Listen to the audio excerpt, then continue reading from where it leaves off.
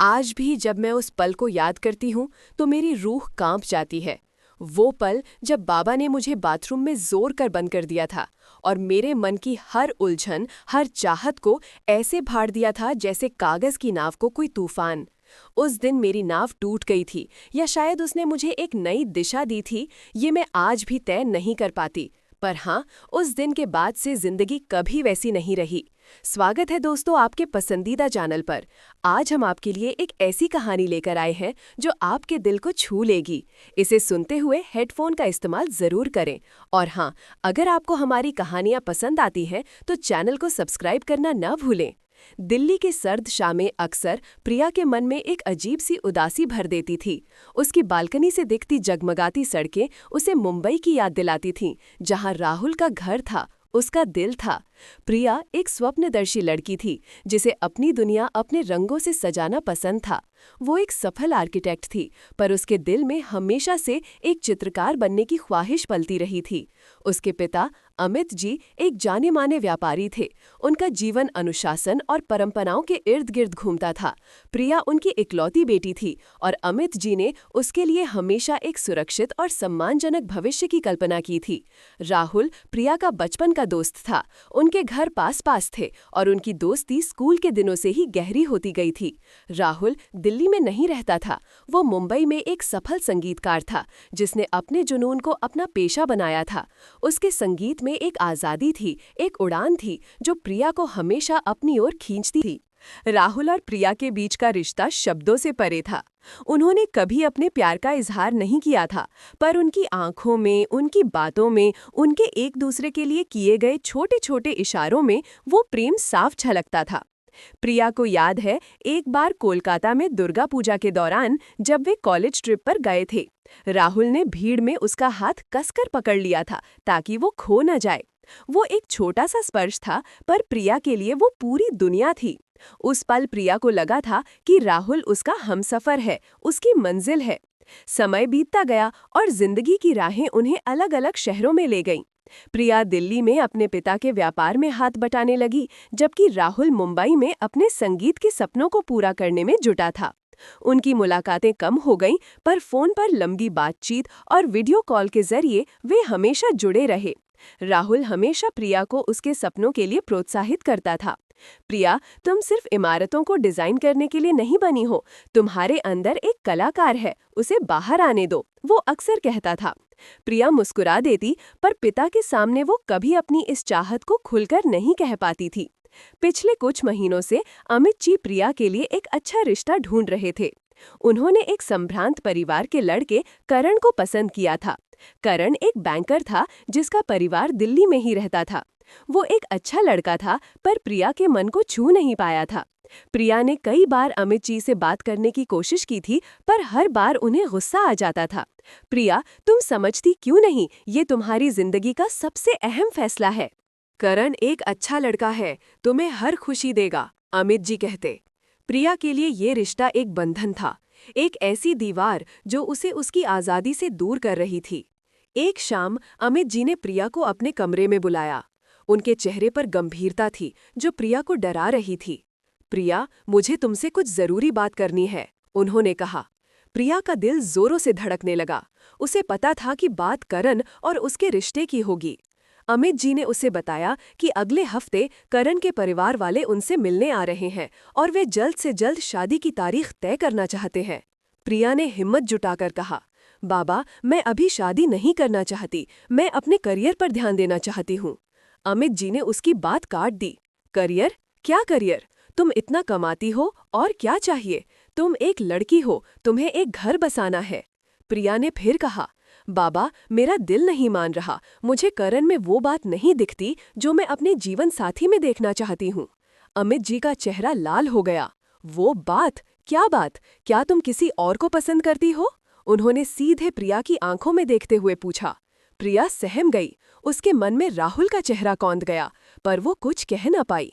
अमित जी ने गुस्से में कहा, आज तुम मुझे साफ साफ बताओगी कि तुम्हारे मन में क्या है। मैं तुम्हें इस तरह मन के फाड़ने नहीं दूंगा। प्रिया ने हिम्मत करके कहा, बाबा, मैं राहुल को।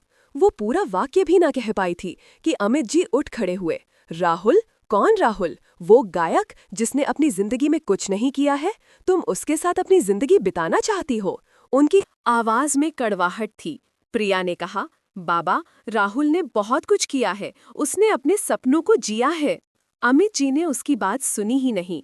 उन्होंने प्रिया का हाथ पकड़ा और उसे खींचते हुए बाथरूम की ओर ले गए। प्रिया हैरान थी। वो समझ नहीं पा रही थी कि क्या हो रहा है। अमित जी ने उसे बाथरूम के अंदर धकेल दिया और दरवाजा बाहर से बंद कर दिया।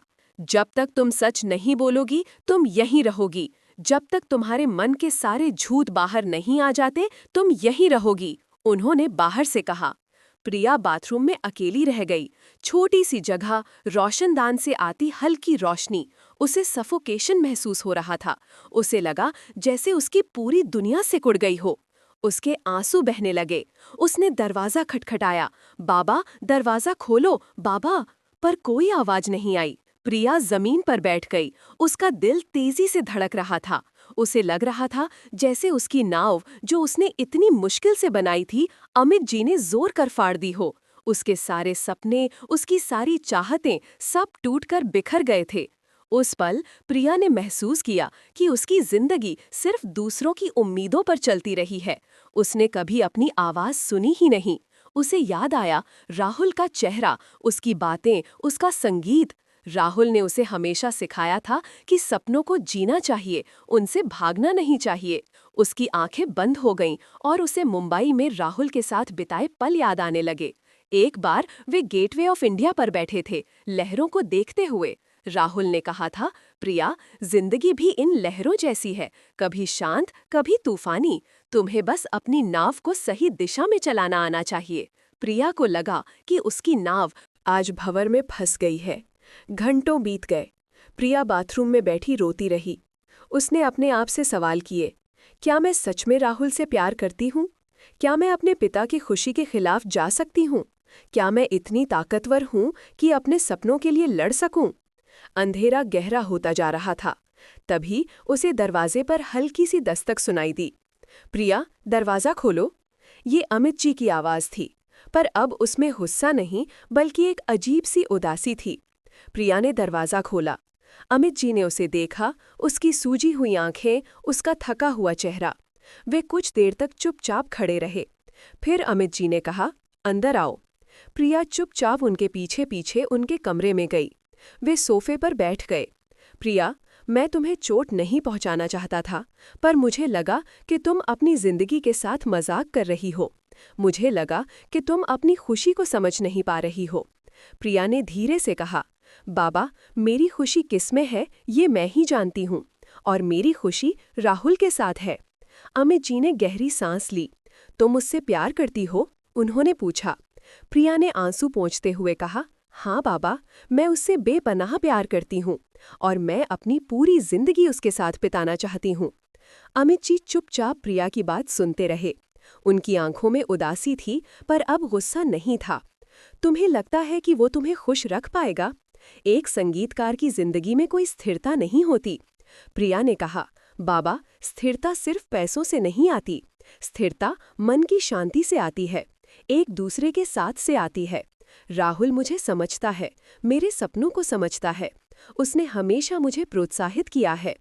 प्रिया ने अमित जी को बताया कि कैसे राहुल ने उसे अपने आर्ट स्टूडियो को खोलने के लिए प्रेरित किया था, कैसे उसने उसे बेंगलुरु में एक आर्ट गैलरी में अपनी पेंटिंग्स प्रदर्शित करने का अवसर दिलाया था। बाबा, राहुल ने मेरी नाव को फाड़ा नहीं, उसने मेरी नाव को दिशा दी है। उसने मुझे सिखाया है कि अपने मन की सुननी चाहिए। अमित जी ने प्रिया की आंखों में देखा।